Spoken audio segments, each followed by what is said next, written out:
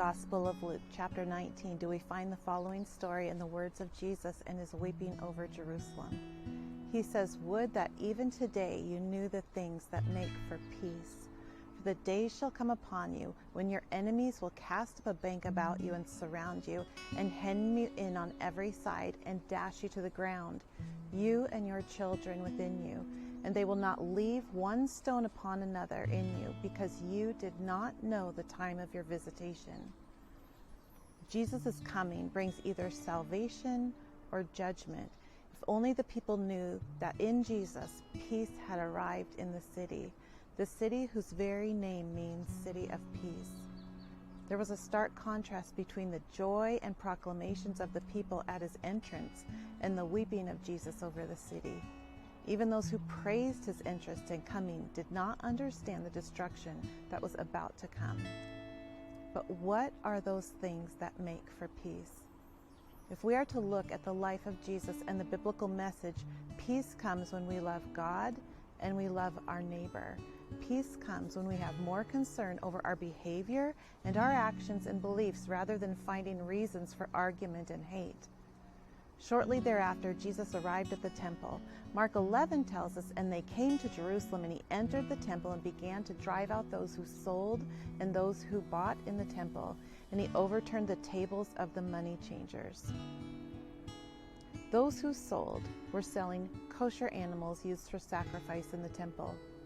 The money changers were present to change currency to the currency accepted for the expected payment of the temple tax. Allowing this to go on in the temple site transformed a place set aside for worship, prayer, and communion with God to an open market stockyard filled with the sounds and smell of animals. Extortion was the name of the game due to the increased population for Passover.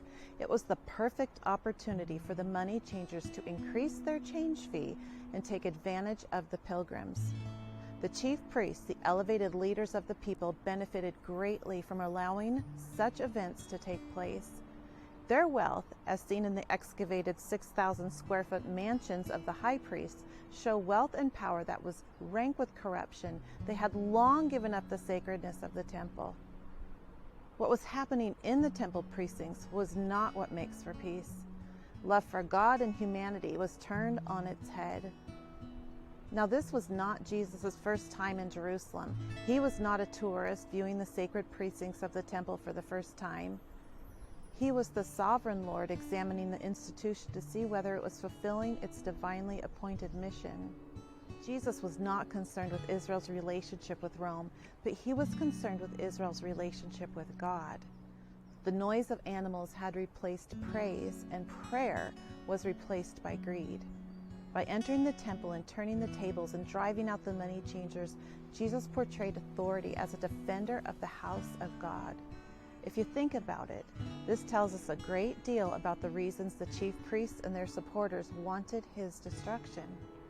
The words of Jesus, "Not one stone will be left upon another," came to pass in 70 AD. Jerusalem was destroyed, and there are still examples today of the fires and rubble of the temple stones pummeled atop one another. The destruction of the temple and Jerusalem in 70 AD renews the question, what are those things that make for peace? The actions of Jesus display that he did not stand for corruption, dishonoring God, or taking advantage of people.